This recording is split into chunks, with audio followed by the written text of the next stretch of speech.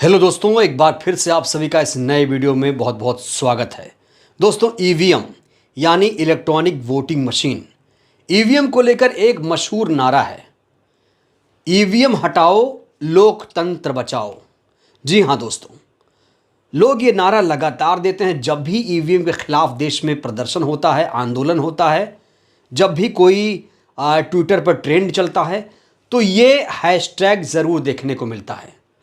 और ये नारा देश में अब जोर शोर से गूंजने लगा है, क्योंकि दोस्तों 5 राज्यों में विधानसभा चुनाव तो हो रहा है, अब लोकसभा चुनाव आने वाला है। तमाम पार्टियां ये चाह रही हैं कि ईवीएम से चुनाव नहीं होना चाहिए और इसको लेकर एक पॉजिटिव माहौल देखने को मिल रहा है। तमाम बड़े बड़े नेता इसको लेकर अब कूद पड़े हैं इसके खिलाफ और एक नया आंदोलन शुरू कर दिया गया है। दोस्तों देखिए, कल क्या हुआ, कल मिजोरम में चुनाव हो गया, लेकिन मिजोरम में जिस तरीके से चुनाव हुआ आपने देखा, वहां के मुख्यमंत्री जब वोट डालने गए, ईवीएम का बटन जैसे ही दबाया, ईवीएम खराब हो गई, ईवीएम बंद हो गई। और ऐसे कई बूथों पर इस तरह की घटनाएं देखने को मिली। ना सिर्फ मिजोरम में बल्कि छत्तीसगढ़ में भी ऐसी घटनाएं देखने को मिली। कई जगहों पर ईवीएम खराब पाई गई। अब बड़ा सवाल यही है कि जब बार बार ईवीएम खराब होगी तो क्या चुनाव प्रक्रिया प्रभावित नहीं होगी। इस बीच ईवीएम को लेकर मायावती जी ने भी धांधली का आरोप लगाया। बड़ा सवाल यही है कि इलेक्ट्रॉनिक वोटिंग मशीन पर आखिर बार बार धांधली, घोटाले के आरोप क्यों लग रहे हैं। दोस्तों, इलेक्ट्रॉनिक वोटिंग मशीन पर आरोप तो बहुत लग रहे हैं। चुनाव आयोग से लगातार मांग की जा रही है कि हमारी बात सुनिए। लगातार पॉलिटिकल पार्टियां चुनाव आयोग से गुहार लगा रही हैं कि हमारी बात सुन लीजिए, हमारी कुछ दिक्कतें हैं सुन लीजिए। लेकिन चुनाव आयोग ने फिलहाल तमाम जो लोग मांग कर रहे हैं उनको लेकर कोई दिलचस्पी, उनकी मांगों को लेकर अभी तक नहीं दिखाई है। दोस्तों ये देखिए, बहुत बड़ी खबर, जब चुनाव हो रहा था छत्तीसगढ़ मिजोरम में, जब चुनाव हो रहा था, ये उसी समय की ये खबर है।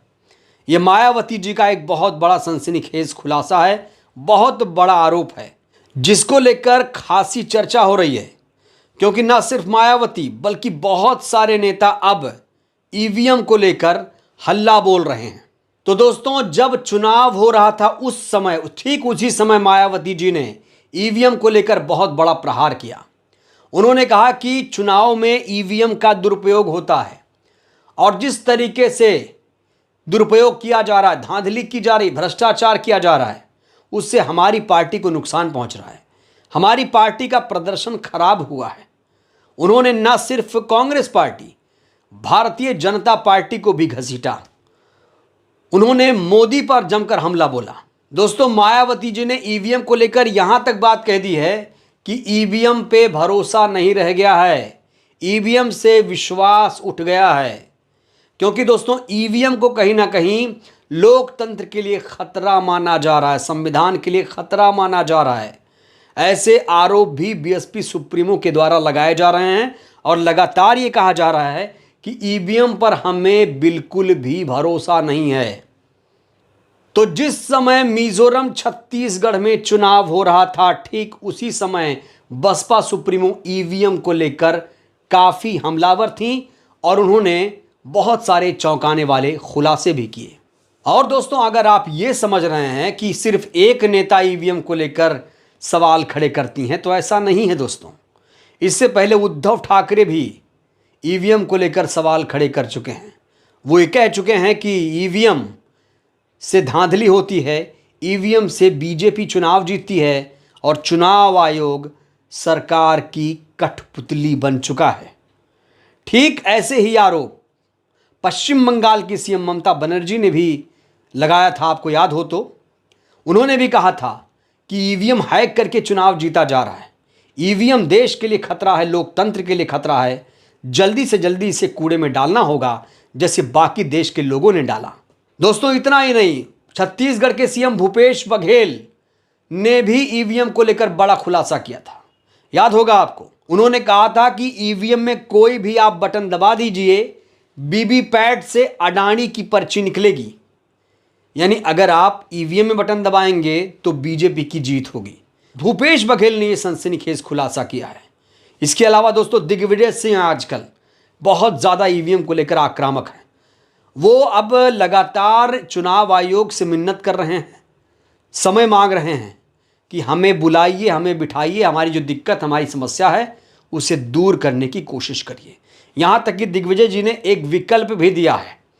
उन्होंने कहा है कि जो वीवीपैट की पर्ची है उसे हमें सौंप दो, हम एक मत पेटी में डालेंगे, उसकी गिनती होगी और अगर काउंटिंग यूनिट के नतीजे और मत पेटी के नतीजे समान हो जाएंगे तो समझो कोई एरर नहीं है।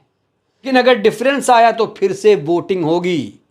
एक बहुत बड़ा दोस्तों सॉल्यूशन निकाला गया है दिग्विजय सिंह की तरफ से। अगर चुनाव आयोग ये बातें कम से कम मान लेता है फौरी तौर पर, जैसा कि दोस्तों आपको मालूम ही है कि पूरा मामला अब सुप्रीम कोर्ट में चल रहा है। सुप्रीम कोर्ट कब फैसला करेगा, कब सुनवाई होने वाली थी, लेकिन अभी सुनवाई हुई नहीं है। लेकिन ये फौरी तौर पर जो कहीं ना कहीं एक समाधान, समस्या का समाधान पेश किया गया है, उस पर तो कम से कम गहन विचार करना चाहिए कि भाई अगर विपक्ष असंतुष्ट लग रहा है, इस सिस्टम को अगर विपक्ष पसंद नहीं करता है, तो ज़रूरी है कि चुनाव आयोग कम से कम उनकी जो दिक्कतें हैं, उनकी जो कम से कम शंकाएं हैं, अंदेशा है, उसे दूर करना चाहिए। तो वीवीपैट के पर्चियों की 100% अगर काउंटिंग हो जाए तो इससे बड़ा सल्यूशन तो कुछ हो ही नहीं सकता। समझ लीजिए कि ईवीएम का मुद्दा ही खत्म हो जाएगा।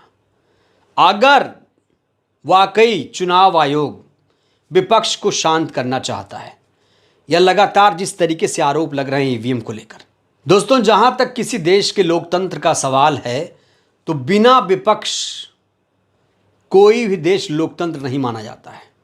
खास तौर से जो देश संविधान से चलते हों, जहां पर सबसे बेहतरीन लोकतंत्र हो, सबसे बेहतरीन संविधान हो, वहाँ अगर विपक्ष की बात ना सुनी जाए तो ये तानाशाही मानी जाती है। विपक्ष लोकतंत्र में महत्वपूर्ण भूमिका निभाता है। अब पूरा विपक्ष ईवीएम के खिलाफ है तो उसको लेकर कम से कम चुनाव आयोग को एक पहल तो करनी ही चाहिए। लेकिन जिस तरीके से सुप्रीम कोर्ट में चुनाव आयोग के द्वारा लगातार इसको डिफेंड किया जा रहा है, लगातार कहा जा रहा है कि भाई हमने तो ईवीएम को इतना हाईटेक कर दिया है कि इसको आप हैक नहीं कर सकते, इसमें धांधली नहीं हो सकती, इसमें भ्रष्टाचार नहीं हो सकता, ये दलीलें लगातार दी जा रही हैं। प्रधानमंत्री ने भी ईवीएम को लेकर एक बहुत बड़ा बयान दिया। उन्होंने कहा कि ईवीएम पर अगर कोई सवाल खड़े कर रहा है तो मतलब वो लोकतंत्र पर सवाल खड़े कर रहा है। ये डायलॉग ठीक कुछ वैसे ही है, मोदी पर सवाल तो देश पर सवाल, राष्ट्र पर सवाल। तो दोस्तों अपने अपने तरीके से लोग परिभाषा गढ़ रहे हैं। हालांकि यहाँ पर याद दिलाऊंगा आपको कि ये वही भारतीय जनता पार्टी है जो 2009 में ईवीएम का ज़बरदस्त तरीके से विरोध कर रही थी, हारने के बाद। अब सत्ता में है तो चुप है। ऐसे कांग्रेस पार्टी भी जब सत्ता में थी तो उसने ईवीएम का मुद्दा नहीं उठाया, लेकिन अब ईवीएम का मुद्दा उठाया जा रहा है। क्योंकि जो पार्टी चुनाव जीत जाती है ईवीएम को लेकर चुप हो जाती है, जो हार जाती है वो शोर शराबा करती है। ऐसे में ज़रूरी है कि ईवीएम को लेकर सीरियस तरीके से लड़ाई लड़ी जाए। सिर्फ बयानबाजी, सिर्फ कागज़ों पर कुछ लिख देना, पढ़ देना, ट्वीट कर देना, इसका कोई मतलब नहीं है। ज़रूरी है कि अगर वाकई विपक्ष सीरियस है ईवीएम को लेकर तो उसे एक ठोस पहल करनी चाहिए। तब जाकर ईवीएम के मुद्दे का जो असली समाधान है, हल है, वो निकल सकता है। नहीं तो फिर तो ऐसे ही चलता रहेगा। बहरहाल दोस्तों मैं आपको यहाँ पर एक अच्छी चीज़ ये बताऊंगा कि पूरा मामला अब सुप्रीम कोर्ट में है। अब सुप्रीम कोर्ट के chief justice of India DY Chandrachud साहब इस पर क्या निर्णय लेंगे, पूरा देश उनकी तरफ देख रहा है। अब DY चंद्रचूड़ साहब इस पर कितना वक्त लेंगे, और अभी सुनवाई होने वाली थी, वो सुनवाई अभी डिले लग रही है, डिले हो रही है, ऐसी कोई खबर अभी आई नहीं है। तो अब देखना होगा कि इस पर आगे क्या हेयरिंग है, कब तक सुनवाई होगी, इस पर इंतज़ार करना पड़ेगा दोस्तों। बहरहाल दोस्तों इस वीडियो में इतना ही। ऐसी ही खबरों के लिए आप बने रहिए और वीडियो को लाइक करिए, चैनल को सब्सक्राइब करिए, सहयोग करिए, वीडियो को जन जन तक पहुंचाइए जिससे देश की जनता जागरूक हो। जय भारत, जय संविधान। शुक्रिया।